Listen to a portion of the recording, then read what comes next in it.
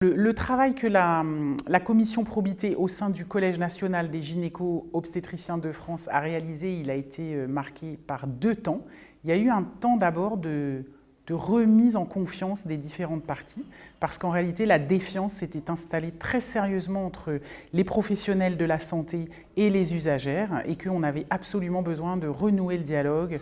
avoir de la considération les uns pour les autres pour pouvoir s'entendre. Et puis le deuxième temps de travail, ça a été précisément d'entendre les représentantes des usagères. On les a écoutées beaucoup, longtemps, sur ce qu'elles avaient comme revendications, ce qu'elles avaient comme doléances. Et puis, on a commencé à travailler à des stratégies de sortie pour pouvoir répondre à ces besoins.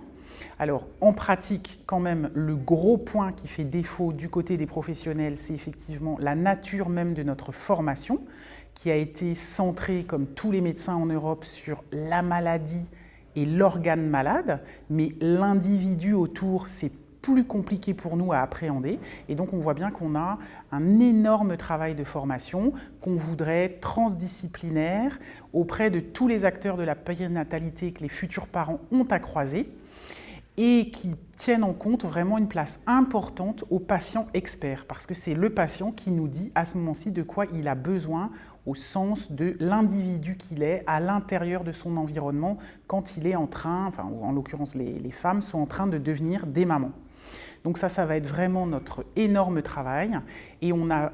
quand même 3 autres points importants. Les professionnels de notre côté, on avait besoin d'anticipation du côté des patientes, et ça c'est l'entretien prénatal précoce qui est un outil formidable que nous n'avons pas utilisé à sa juste valeur et qui va être remis en selle grâce aux efforts du ministère de la Santé publique, et cette affaire-là est en cours.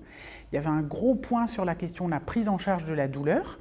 C'est le club des anesthésistes réanimateurs en obstétrique, le CARO, qui s'est emparé de ce thème et qui va faire des propositions au congrès Paris Santé Femmes en janvier 2020. Et puis on a eu une autre demande importante des usagères autour de la question de l'information, le dépistage et la prise en charge à la fois des dépressions du postpartum et du syndrome de stress post-traumatique qui traverse entre 6 et 12% des femmes à la faveur de leur parcours en maternité.